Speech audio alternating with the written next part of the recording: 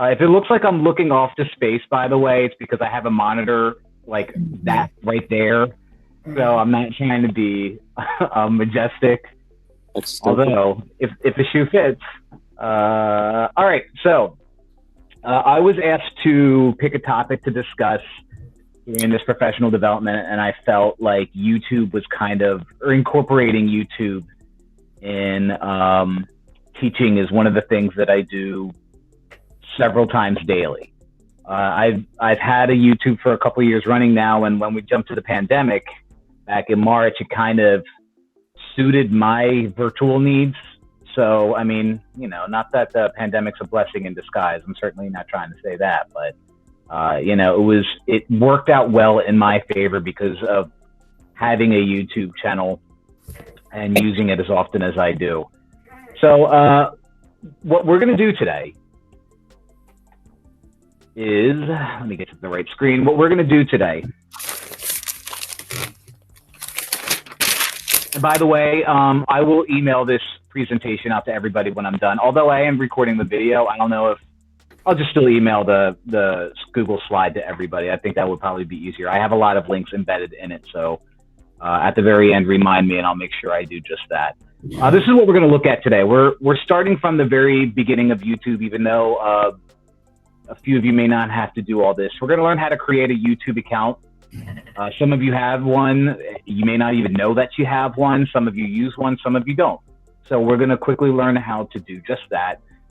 We are going to learn how to use Screencastify, which is an app that most of us probably already have on our Chromebooks to record, and Smart Learning Suite to teach. Now, there's multiple platforms that you can use to teach, but I enjoy the Smart Learning Suite platform because it allows you to take smartboard material and turn it into what we need, and we can draw on it using our touchpad. So I'm just going to show you how to do that, and of course you can incorporate what I'm going to show you in step 2 using other platforms like Google Slides. There's a Jambook that is pretty popular. I forget what it is. Jamboard. Does that sound right? Jamboard. I saw Jamboard. Yeah. So we're going to use iMovie to edit a video. I know 3 of you have an iPhone. So, and I know one of you is a Mac user. So I find it very easy to make a simple yet nice looking video on iMovie using just my iPhone. So, when I make these things, it just takes me a matter of minutes to make. From the time that the video is downloaded and out there on the cloud, from the time I get it on my phone to the time I publish it on YouTube, we're talking minutes that I make these things. So I'm going to show you how to use iMovie a little bit to edit a video. Also, I'm going to show you how to upload those videos on YouTube. Because some may not know how to do that, especially if you don't have a YouTube account. After we're done that, I'm going to show you how to customize your YouTube accounts with playlists, especially those of us who teach, Bevan and I teach math. So organizing specific videos that we make into chapters, and, anybody else who teaches by the chapter, that might be beneficial too. And I know I teach 3 of the same prep. I teach Principles of Algebra 3 times. So it's very convenient for me that if a student or a group of students are struggling, I can be like, go to this playlist, and everything I need is there and organized. We're now using Schoology. I'm going to show you how to embed a YouTube video into Schoology assignments for asynchronous learning. Many of my asynchronous lessons in the mornings incorporate a Schoology assessment with a YouTube video embedded in it. We'll get there when we get there. If we do a live stream, or technically what we're doing right now, I'll show you how to take what we're doing right now. I'm recording, so I want to be able to take the recorded video that is currently being made and put that onto YouTube. How do I do that? So I'm going to show you that, and also show you how to stream if you're super paranoid about people jumping in and hijacking your video, and so you won't be able to use it for YouTube and put it out there in case a kid just talks through it or something like that, or accidentally unmutes themselves. And then, of course, at the very end, we're going to talk about how I can get all of my YouTube videos, everything that I did that day, out to the kids, and just the way that I do that. Again, when I was asked to do this, I was just asked to do something I'm good at. This is what I'm good at. You might be better than I am. But, you know, hopefully I have a few ideas that might float people's boats. And please, by all means, jump in if you have any questions or anything to add. I would love to learn a new thing or two while doing this. So let's talk about creating a YouTube account. If we have Gmail through the district. So if we wanted to create a YouTube account, and if you wanted to open up a tab, if you don't have a YouTube account, or if you don't know that you have a YouTube account, it may not be a bad idea to do this by opening a new tab and doing it now. But go to youtube.com. On the top right, you will see if you have, or if you're signed into your Google account. If you're not, go to this little sign in button and click it. Once you do that and you are logged into a Gmail account, so that could be at gmail.com, at NASD, blah, blah, blah.com. It could be Hotmail, actually. I still have a Hotmail. I don't know about AOL, but when you are signed in through Google, you click on your name once you're in, and I just stole from this young lady's YouTube video. You just click on your name once you're signed in and click on create a channel. Once you do that, it'll ask you to input information about your channel. It'll ask you if it's a business. It'll ask you if you're doing this for education. What's the purpose? Do you want your picture as your logo? Like I have my face as a logo in my YouTube, you know, and you're going to customize your channel along the way. So if you're somewhat watching the video, you know, this is the young lady doing it from start to finish. So if you want to take a minute or two to look at youtube.com and see if you do have an account, I'll give you guys that option. If anybody, while that minute is happening, if anybody wants to jump in and say something or ask something, that would be great. Otherwise, I'm just going to give you a minute of time. Evan. I will just say, when I did this summer, if you want to get longer than, I think it's 5-minute videos or 15-minute videos, you do have to verify it. And sometimes that takes weeks. Sometimes it takes a second. But I did find that I had to enter in every single cell phone in my household to get it to work. And I don't know if it's because every single teacher in the country was trying to verify their accounts at the same time. But if you're having trouble verifying, don't worry, it will happen eventually. It just literally took me 2 weeks before mine got verified. And then I did my son's and it took 2 seconds. So it might not be as much of an issue right now. But how do you verify? When you go into it, I'm into it. It'll say something like verify your account somewhere. And it is inside my account. Say again? I'm inside my account already, and I'm not sure if I verified. I guess I must have already. It's possible you did. What they do is they send you pretty much what everybody does to verify. They text you a number that you can plug in to YouTube, and that verifies your account. And I think Bevan's right. I think you can only upload like 5 or 10 minutes. And I know like today I uploaded one video of 20 some minutes long. So I never would have been able to do that had I verified it years ago. So it's possible that you already did that. How do you know? Try uploading a video of more than 20 minutes, and I guess you'll know. Yeah. But probably what would happen is if you do attempt to upload a video, it will tell you you can't until you verify your account. And I think that's the problem that Bevan initially ran into, and I know I ran into when I did that. And it's just a matter of even Google searching verify your YouTube. So if there wasn't a button that said create a channel, I already have a channel then, right? Correct, because did you sign in using your NASD account? Yeah. You already have a channel. You just have to, you mean the sign in or create a channel? I tried to look for the button that says create a channel. Did you click on your name when it's on the top right of the screen? Then you probably have one already. Video to get started. Yeah, then you already have a channel created. Oh, okay. And I will, towards the end of this, I will show you how to upload a video. So I will show you how to record stuff. This is, again, what I'm primarily showing you is what I do and what works for me. And there's so many ways that this could be done. This is just what I do. And I'll show you other things that you could also do that might be beneficial to you. All right, if there's nothing further, I will move on. Sure. Oh, okay. All right. So I use Smart Learning Suite. It's free for us. There was probably an email sent to us way back in spring when this initially happened that we could get Smart Learning Suite. I like Smart Learning Suite because it allows me to use like the pen feature on my touchscreen. I have a hard time using the pen feature on my touchscreen on Google Slides. So I traditionally stick to Smart Learning Suite and do it that way.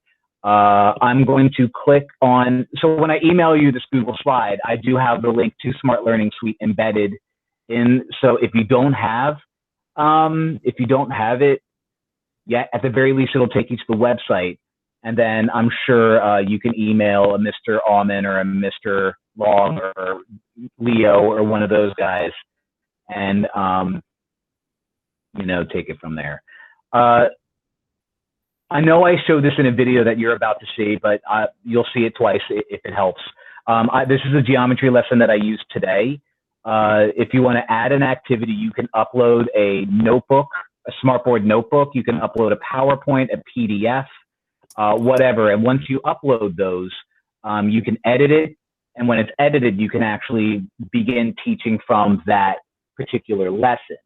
It's not as movable as the actual smartboard notebook technology, where if I wanted to move things and stretch it over there, and it's not as convenient as actually using a smartboard, because we're not using a smartboard unless you have one built into your house. But it does the job, and it does it well enough for virtual learning. So, I took a Google slide since this is the first time we're teaching geometry at Stewart, I made everything on Google Slides. I saved that as a PowerPoint, and I uploaded it from a PowerPoint to this Smart Learning Suite. And I was able to go from there. So let me go back to this. Any questions about that? Okay. Let me. Perich, you can use regular smartboard if you have your own computer. You can. Correct. Which is. Yeah, I'm just going by the assumption that, my wife uses the regular computer, and my wife I'm using this day. Thank you. It's a Borat joke for non-Stewart people. Let me move forward. I actually have a video that I made that I actually sent to the school back probably in the spring. I sent it to Stewart, but this video goes over using Screencastify with Smart Learning Suite, how to get it from your computer onto your cell phone if you are a iPhone user, and how to upload that onto YouTube using your phone. Mr. Richards. Screencastify is no longer free, correct? No, it's $30, and so it was kind of worth it for me because I use it so much. But I think you're right. Can you use it with Loom? Because I have a free Loom account. Can you use it with Loom? You can probably use a Loom. Mm-hmm. Yeah, I know my kid's teacher uses Loom, and she sends us a Loom video every night for my twins who are in kindergarten. So yeah, I see Loom quite a bit. But I kind of got hung up on Screencastify, and again, at $30, I feel like that wasn't breaking the bank too much that I wanted to keep it around. Now you can still use Screencastify. You just can't record more than 5 minutes at a time, I believe it is. Yep. So, but if you're wondering why I'm wearing the headphones, first, it makes me look super cool. And second, those of us who have seen people do presentations and the echo is just super glaring, if you're wondering why that happens, the reason why that happens is they are playing a video with their volume turned all the way up and their microphone still on. So what's happening is there's a natural quarter-second delay between what I'm doing and what you're receiving. So what's happening is you're hearing the video from the computer, and then the computer plays the video on the person's computer, and it picks it up from the microphone, and there's that echo that's happening. By wearing headphones, I A, get to block out my screaming children, and B, I get to play these videos and have no echo. So I'm going to play this video. It's a 7-minute video. It goes over, like I said, using Screencastify, Google or Smart Learning Suite, getting that onto your computer, getting that from your computer to your phone, and upload or using iMovie and uploading that on onto YouTube. So Enjoy.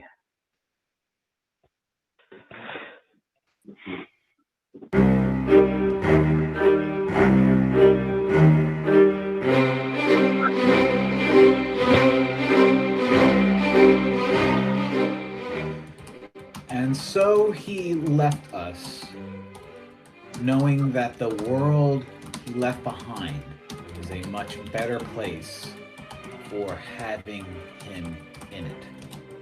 The end. Finally, my memoirs are complete. What a blessing. Oh, hello.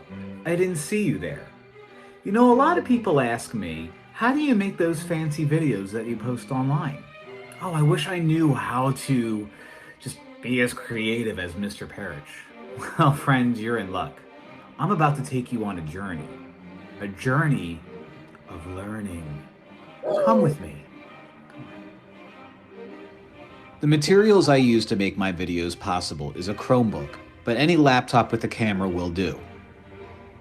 You're also going to want Smart Learning Suite. It's free, and you received an email to gain access to it. Screencastify, again, that's free, and you received an email to gain access to it. I use an iPhone, but any smartphone should do. Download the Google Drive app on your smartphone.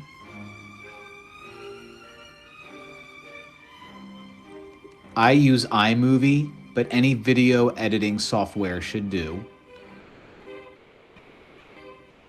And a YouTube account. The first thing you're going to do is go to Smart Learning Suite. Sign in using your work email.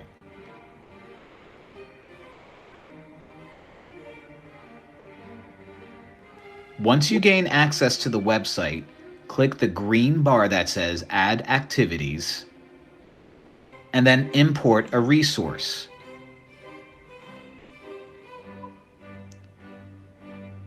Click on your Google Drive to get access to all of your files. The nice thing about this website is you can upload and edit anything that's compatible with the Smartboard software. So any Smartboard documents that you already have on your Google Drive, you can upload to this website and present. For the sake of this video, I'm just going to use a regular old PDF. Now that your file is uploaded, you can use the touchscreen feature on your Chromebook to edit your file. To be a little bit more precise, sometimes I like to use a stylus like this one that I bought off of eBay for a few dollars, and it just makes things a little bit more accurate. When you're ready to go, hit the button on the bottom left. Once out, click on the Smart document you want to present and get ready to record. When ready to record, click on the Screencastify icon on the top of your Chromebook. Options will drop down for recording. If you look at the microphone, when you talk, you'll see the green bar going up and down.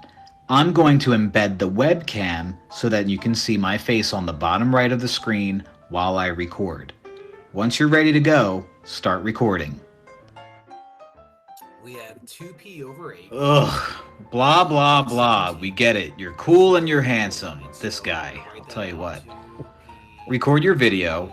When you're done recording, go back to the Screencastify icon on the top right of the screen and stop your recording.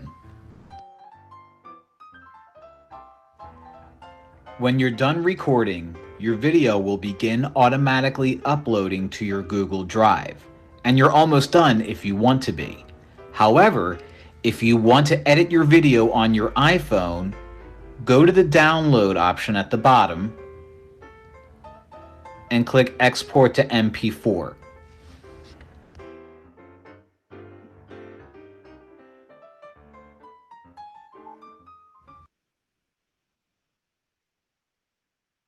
Just going to stop for a second and interject.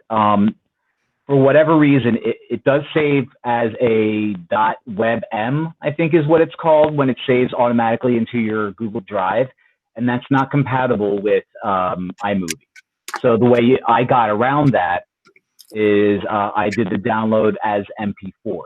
Mhm. Now, like I said in the video, you know, if you're okay with your video just being you teaching and, you know, nothing else, like no music or anything like that, if you're just okay with it as is, then yeah, you can upload to Google right there, right? I'm sorry, Google. You can upload to YouTube right away, and it does save automatically in your Google Drive right here as a video. So you can share the video to students using your Google Drive. You know, I know the open house that we had at Stewart, that's what they did. What they did is they played a video directly from Google Drive for the 7 o'clock open house presentation. That's why you heard that echo. But you know, that's an option. But again, if you want to start editing, they do have an editor, which I think I say in like 3 seconds. But if you want to use iMovie, you have to download it as an MP4, and I'll show you what to do after that. This is very important. Click the box to adjust your frame rate. This will allow your video to save at a much smaller size, and you can save room on your Google Chromebook.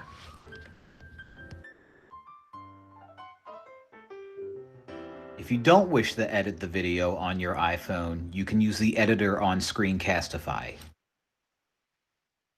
When your video is done downloading, you're going to automatically see your video pop up in the Downloads folder. If you can't see your Downloads folder, go to the launcher on the bottom left of the computer and click on Files. Now take the video you just created and drag it to your Google Drive folder on the left side of your browser. Keep holding that mouse down as you find the file you wish to put your video in, and just let it go. Now that your video is living in the cloud, you can start using your phone. Go to Google Drive, select your video, go to the top right of your screen, click on the 3 dots, and click the Open In option. It's going to start downloading your video. Once it finishes downloading, you're going to choose the option Copy to iMovie and start a new movie. Spend some time learning how to use iMovie. Once you get the hang of it, you'll be able to embed text, sound effects, music, and other options to make your video look much better. When finished, hit Done and upload it to your phone.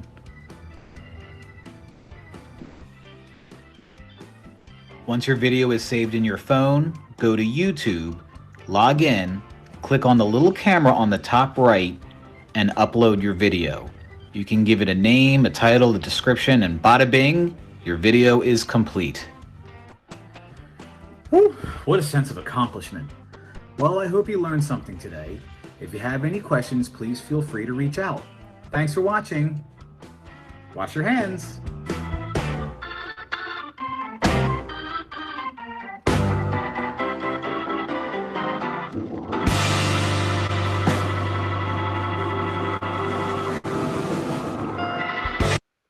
Sometimes I just need a gentle reminder of how dumb I am. But that was a lot of information. And I know it was a lot of information. But again, I'm going to send, I wrote down the names of the people in this group. I'm going to send these slides to you, and that video is embedded in the slide. So if you need to watch it again and again and again, you'll be able to watch it again and again and again. Okay. So if anybody wants to jump in and ask a question before I get to playlists, please do.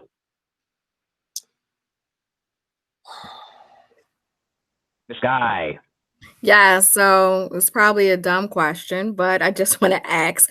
So when I did Screencastify in March, it was taking forever and it wouldn't allow me to share outside the district. So by downloading as the MP4, is that's how it's going to be able to transfer over to my cell phone? Yep. Yep. Okay. And that's it. And one of the things on Screencastify, and again, you'll see it in that video that you just watched, there's an option there that says, I think it says the phrase select frame rate or convert to a specific frame rate. I forget what the wording is. But you click on that. Once you click export as an MP4, it'll give you a little option that mentions frame rate. You click on that and the number 30 will automatically pop up. What that does is it calms down the quality of the video so it downloads faster and it doesn't destroy your computer's memory. If you don't click on it, the video might take like an hour to download. Right. And that's that. Now, if you never export it as an MP4, like you said, iMovie won't even let you use it because it's not compatible with that form that Screencastify uses. Nick, I made the mistake of doing that at 75 hertz, and it took like 3 hours for it to download. I'm like, something's not right here, and I finally figured it out. No. But yeah, that was not. And it's huge. Yeah, it's huge. It's massive. It's a huge file. So, yeah. Good question. Don't do that. Yeah, right. All right. So once you've started creating like a little database of videos on your YouTube, and you know, it's test time, or it's before if you want to do like a flipped learning model, I use a lot of YouTube playlists. So and again, I think when I click on it, what's embedded in my link is it sends me to my personal playlist. So you will see my personal playlists and what they look like. Every class that I teach, and this is the first year I'm teaching geometry, so I don't have a whole lot in my geometry arsenal, but I've been teaching principles of algebra for several years, and I've been using YouTube for several years. And so like I have quite a few videos there. If you have a video that you just created, so let me click over to a video that I just created, and you want to add that to a playlist. First off, you may have to create a playlist. So let me go back to playlists and go to the bottom. Maybe that's not it. How do I create a playlist? Maybe if I do this, we'll see. Let me go to just some random video that I created that does not have a playlist. Here's a video that does not have a playlist yet. If I click on the 3 dots, it'll ask me to save to a playlist right there. So I'm going to click save to playlist, and there is my option to create a new playlist at the very bottom of that. So if I want this to be its own category over here, I click the 3 dots again, save to playlist, and then I create my new playlist. Okay. If I want my videos to be part of multiple playlists, I can do that. You could do this through a cell phone, through the YouTube app. You could do this on a Chromebook, which is what I'm doing right now. If I want to organize my playlist so that if a kid wants to study for chapter 1 in Principles of Algebra, they can go to that playlist, and on the right side, you will see it's in order. It's in the order that is from the very beginning to the very end. So, you know, I do videos on getting ready for a specific chapter, and then, you know, I taught a live lesson this year specifically about combining like terms and distributive property. And then this is the videos that I made at home over the summer when I had time before kid number 4 came up. And then, you know, in here are all the videos in order from the beginning of chapter 1 to the end. So I start out with solving simple and 1-step equations, and then I move to the 2-step equations and multi-step equations and rewriting equations and chapter reviews and all that other stuff, Common Core review. And I also added at the very end a few other people's videos that might be beneficial for them. You know, of course, Khan Academy is a big one. There's a guy named the Organic Chemistry Tutor that he's not very exciting, but he's very, very, very similar to Khan Academy. It's almost like a copy, but he's very popular. He's very good. He's very direct. This guy, Algebra Basics, Math Antics, he's very popular. He's good at showing things in a very descriptive and visual way, and then other things. So, you know, if a kid wants to go crazy and study for a test, he clicks play, and then the playlist just automatically goes one after another, and he she can watch hours of some of the stuff that we did in class and some of the stuff that I made off to the side. But that is creating a playlist. questions about that. So for each of the playlists, do you have to like if you like while you're teaching, if you want to give them a moment to like respond to something and you want to play quiet music in the background, is there a way that you can input that and then maybe put watchable by the district, because you know they block certain things, but okay. A very good thing that I could do, and I'll just quick show you now and show you how I could embed it. If I wanted to do a video where I give them a warm up and it's just a 5-minute video warm up, right? So you're saying just that, like, here's a warm up, and then you want to give them 2 minutes to do it, and then you could put music into the YouTube video itself, which is what I do. If you want a video in between to give them that specific timer or that music, like if I wanted to a 10-minute timer, just because that's the first thing that popped up, I'm just going to click on the first 10-minute timer that I see.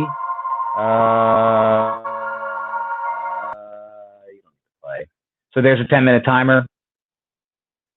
I'm going to click on the 3 dots all the way off to the right.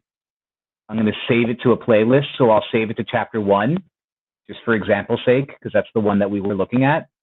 So now it's saved to chapter 1 automatically. I'm going to go back to my playlists. So I'll go to POA chapter 1 was the playlist I was just looking at. And yes, I'm a fan of Mother Goose Club and Blippi, those of you who saw that on the bottom left. I do have kids 5 and under. We saw that. So there's the playlist that I just edited. At the bottom, I added that 10-minute timer. So if I just want to create a playlist per lesson, where it's like a 2-minute video on a problem and then a timer and then a 3-minute video and then a timer, I'm just going to take that timer and move it up. And of course, it's going to take forever, but I'll move it up and sandwich it in between the 2 videos that I want to sandwich it in between. Okay. Does that make sense? And you can, and of course, and the videos will play one after another. Now, the nice thing about a playlist, when you create your own playlist, is I don't have like a ton of followers, and so I'm not making any money right now off of YouTube. So I don't have to worry about ads popping up on my videos because no one's coming after me. If I were to create a playlist based off of, you know, other people, like a Khan Academy video and then a 2-minute timer, and the organic chemistry teacher and then a 2-minute timer, or Math Antics, you're going to see ads pop up, because that's how those YouTubers get their money. But since, you know, if you're just starting, you're not doing this to make YouTube money. Now, I'm not going to lie, if that were to happen, all right. But right now I'm still at Stewart for quite some time. So I don't think someone's going to look at this beautiful face and be like, oh, look at the guy with the big head. I want to subscribe to him. So we'll see. You never know. But you don't have to worry about ads popping up all the time. Maybe with the timers you'll get an ad, but again, in iMovie, if you want to make one big video instead of a bunch of videos or whatever, in iMovie you can embed a 2-minute timer or music or something like that automatically in your video. Bevan. One thing that was good, and it might work for other subjects as well. I did a playlist for chapter 1 for 7th grade, which was in Spanish. So I just found a bunch of videos for adding, subtracting, multiplying, dividing integers that were all Spanish videos. And I watched them first, and they were really good. So I made a playlist, and then I shared it with all my kids that needed that. That's a good way to just be like, okay, you don't get this quick. Here, look here. It's a whole all together, all the videos you're going to need. That's a great idea. Yeah. And that's along that line, since we are more Spanish speakers than anybody at this stage. The kids have the option of putting on closed captioning. So let me go to where I know I'm talking. I'll mute it so you don't hear my voice. So it's not me talking over me. What a nightmare that would be. But at the very bottom, it is closed caption, and it's not perfect, granted, but it is closed caption based off of, I guess, the same voice recognition software that Siri uses. Like when I go to my iPhone and say, you know, hey Siri, blah, blah, blah, blah, blah, it knows that I said blah, blah, blah, blah, blah. Okay. Now you can take this and click on the little wheel. And this is for the kids to do, by the way, unless you are sharing this. Like right now I'm doing a screen share. So you're watching whatever I'm watching. If, I decide that in the middle of a live lesson, I want to show them this video and I want to turn it into Spanish. I go to subtitles and I auto translate and I go down to Spanish. And I actually tried this while we were still in person last year. And I asked the kids, because I know we've always been told that Google Translate isn't perfect, but I asked the kids, is this accurate enough that the Spanish speaker who speaks little English would be able to get by? And a lot of the kids that speak both languages said, yeah, that's actually surprisingly good. So, this will speak at a different language, whatever language you need. And I know most of us, especially at Stewart, we are 55, 60% Latinx now. And most of our kids are Spanish first. And if I wanted to slow it down, there's that wheel again. I can go to my playback speed and I could barely slow it down by like maybe 0.85, where it slows the video down just a little bit, just enough that it gives the kids a few more seconds, like every minute. Or if, I can speed it up if it's like a advanced group. It's one of those options that I didn't know until recently. Like I clicked on a bunch of things. It's like, oh, wow. A lot of people do the same thing for podcasts. You could do that with YouTube as well. You can customize the speed. So if you are learning with go ahead, Bevan. I was just wondering, have you found if you slow it down, does it translate any better? Because I know when I've been speaking and using Google Translate, a lot of times I have to pause. So I was wondering if slowing it down. You mean like Google Translate has a hard, or Google Translate, or this on YouTube? No, Google Translate. You know how you can speak and it will just start talking. It'll translate it and you can write it back. Yeah. I have to slow down for it to catch everything. I'm sure. You see, I don't know how it works. I think what it does while you're on YouTube is it's translating while it's on mute. So it's not listening to what I say. It's listening to what's already inside the video. So they might be able to take like the sound stuff, the waves or whatever you want to call it, and just translating it directly from that. Okay. So, but like I said, the kids told me it's surprisingly accurate, the auto translation. So, I remember I think it was Darkest who a couple years told us that, like, we really want to avoid only using Google Translate because some of the translations is very informal and might offend. I think I speak very little Spanish. I can get by, but the last thing you want me to do is try to speak full Spanish language lessons while teaching math at the same time. It's just not going to be successful. So I think this is a good way of getting around it. But thank you for bringing those up, because again, like I never would have thought about bringing it up to you guys unless somebody mentioned something. So I definitely appreciate that. Anything else before I move forward to the next topic, which I don't remember what it is? All right, so those were playlists. What I do quite often is I do Schoology assignments where the videos that I had made in the past, when I say past, like 6 months ago, when this whole thing initially happened, I use those as a flip lesson model, or maybe an after the first time you learn something model, where if kids didn't quite understand what I taught, there's a video that they can watch to help them understand, and then they can answer questions. I'm going to jump to Schoology, and I'm just going to quickly make a fake assessment so you can see how I do those. It's easy once you get the hang of it, but there's one thing that if you forget to do, derails everything that you're working on. So this is just my resources tab, so I can put this in any of the 4 classes that I teach. Go to add resources and add an assessment. There's all these options, but what I feel is best is add assessment if you just want them to watch a video and respond to the video. So click on that. We'll call this cat. Uh-oh. Cats. Submit. And then, of course, you can adjust the grading once you import it into whatever class that you're going to import it in. It automatically gives you the instructions. So instructions, and now I want to embed a video. Go to this guy right here where it's the arrow going into the box, click on it, and click on Image Media.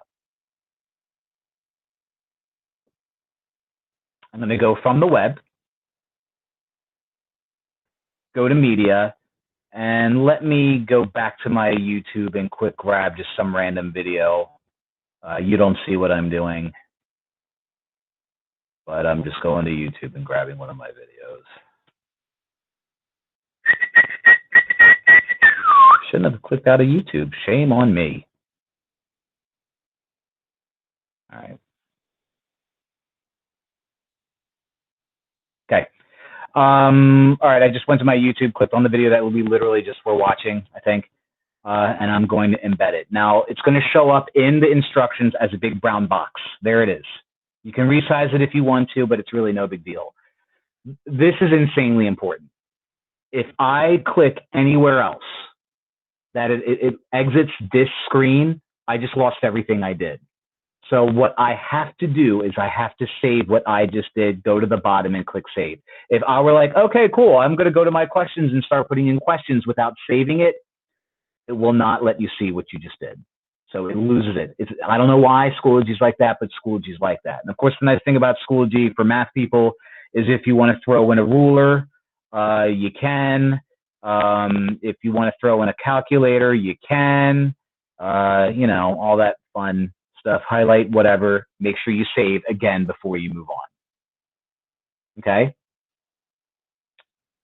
Let's just put in a fake question. Let's do fill in the blank text.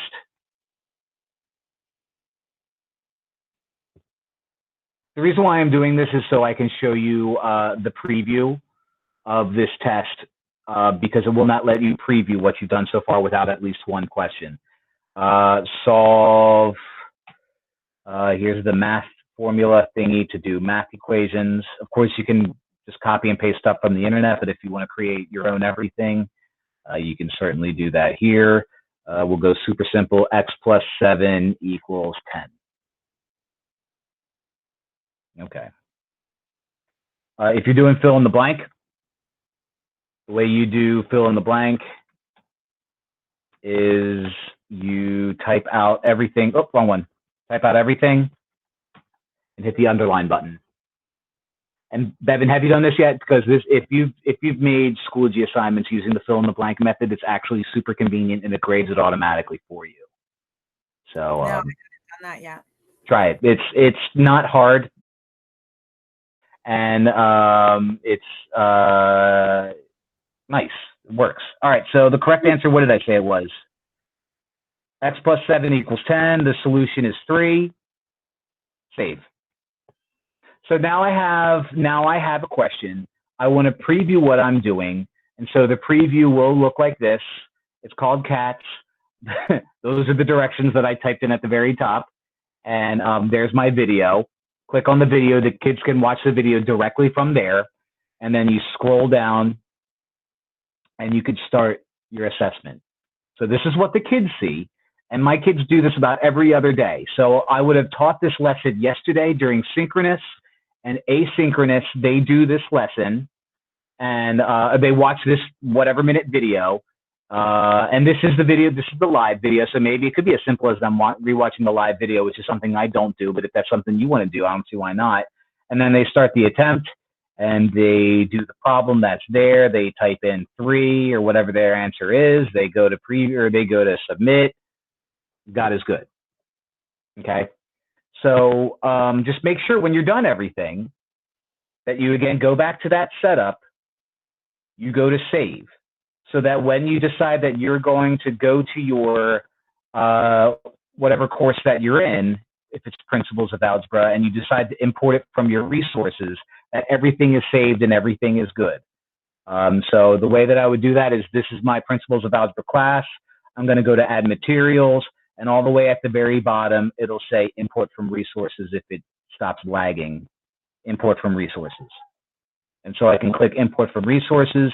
I can find the catch thing that I literally just made, and give it points, give it a subject that it needs to go under as far as classwork or whatever, weight it, have a due date, all that stuff. And I do that by clicking advanced options. Okay, so that's how I use YouTube for Schoology. Any questions on that?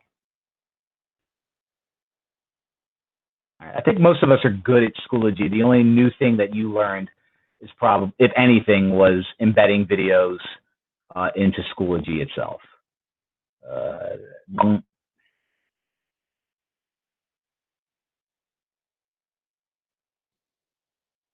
So if you decide that you're going to record a live lesson, these are some of the things that you have to be aware of. If kids are on the do not photograph list, you can't photograph them, and you can't broadcast it on YouTube, obviously. Anytime now, when you record a video on a regular Google Meet where kids can respond, if they speak, whatever their background is, so, you know, right now, 3 or 4 of us have our video, and 4 of us have a little picture avatar up. If Bevan were to speak while I'm recording this, then you see Bevan's face and her talking and her voice. If Volpe were to speak right now, you would see her or hear her voice, but see her avatar that's currently up. So, you know, if you're worried about broadcasting kids' faces online, you can record a live lesson, but they can't speak, or you just edit that out of the video if you become a pro at iMovie. So if you're good at iMovie, yes, you can edit their faces out, and it's actually really not that hard. You know, you can do that. But the only thing that while you're recording a lesson, the only thing that is seen, and this is me recording this is an example of a recorded live lesson that I did earlier in the year. You know, I don't remember if the kids speak or not, but all you see is my document camera. Mr. Richards. Oh, is that a document camera? Okay, I wasn't sure. I was going to say, how do you do that? I know that we have the hues now, so I was just wondering how you do that. You're not using your iPhone and some kind of Gorilla clamp or something creepy. No, this is document. All you have to do is plug the document camera in, and it's ready to go. No, if you did that. Yeah, if you now, what I did here, what I just clicked on is a stream, and what a stream is every time when we did the beginning of the year, was it the convocation thing? That was a stream. We didn't respond. You couldn't see our faces. I could run around in the background and say and yell and do whatever I want, and the people recording this wouldn't know what I'm doing. But, oh, you know what? I forgot to move to this tab. Sorry. This is a stream, and the way you choose a stream is you click on this guy, and at the very top, it'll tell you, do you want to do a stream? And that is, you just stream it to the kids. They don't respond. So if you're paranoid about recording a lesson and you don't want any faces to pop up, then you can stream it to them. Just the problem is you have no back and forth give and take. If I wanted to switch to my document camera, I go to switch camera. And there it is. Okay, and so I can record to from my document camera. Look at my 12 notifications on Twitter.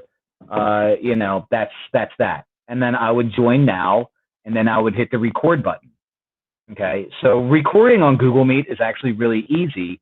It's really convenient, and it doesn't take super long. And again, this is a picture of me. If you go to a Google Meet and you want to create a stream, you call add in-house live stream. The thing is I know most of us already have Google Meet codes for every class that we teach. And so like I'm looking at my bookmarks on the top of my Chrome. I have those 4 like links that I use for every class whenever I teach them synchronously, asynchronously, whenever I want to get out to them. Yes, I can use GoGuardian, but if I want to do something in the morning, I just give them that link. If I turn it into a stream, it no longer becomes a link, it's permanently a stream. So what you want to do is if you're going to stream something out, have a constant stream that you always use, have a link that you always use and save, and that way you can save it and send that to the kids. But that's how you do that.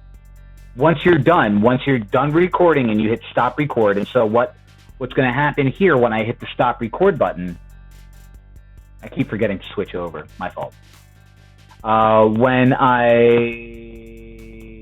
You're seeing this thing that says get your video, right? We're back on my slides. Okay. Yep. When it's good, thank you. When it says once you're done recording, you will get an email that looks like this. It actually surprisingly doesn't take long. Once it's uploaded into Google Meet, it doesn't take long at all. For whatever reason, you can put this directly into iMovie. I don't know why Screencastify won't, but Google will. So once it's downloaded, I click on Open and Drive, and I have it. So your two options are, if you're going to use iMovie to edit the video that you just created from Google Meet, you open this up on your phone and click Open and Drive. And if you downloaded, like in the video that I said before, if you downloaded the Google Drive app from your phone, then your Google Drive app will automatically pop up, and you can find your recording in the Meet Recordings section. You click on that, you click on the video, you open in iMovie, and you can start editing in iMovie. Okay. So that's what I do synchronously, and I post. Can you hear my kids screaming in the background? Can you hear them? Yeah. Because it's time to go, probably. Yeah, well, it's time for them to go. They're antsy. But once it's over, when I have everything uploaded to YouTube, once I upload it to YouTube, and for Stewart, or at least for the 8th grade team, which is 3 of us, our prep's at the end of the day. And I spend most of my preps taking the videos that I recorded that day, quickly editing them, because I've learned how to do that fast enough, uploading it on YouTube, and now I have links for that. And so what I do at the end of the day is I email the students at the end of every day, and I copy the Schoology assignment that they were supposed to do. I put that in there. I take the link for the YouTube video that I just created. I put that in there. I do the same thing with Principles of Algebra, boom, boom. I also have 3 girls doing field experience with me right now. And so if they can't make a lesson that day, they're allowed to count the videos that I create as field experience. So I send that to them as well. And that's how I get everything out to them. So that's what I do. That's my YouTube presentation, and I have 5 minutes. So if there are any questions, I'll take them.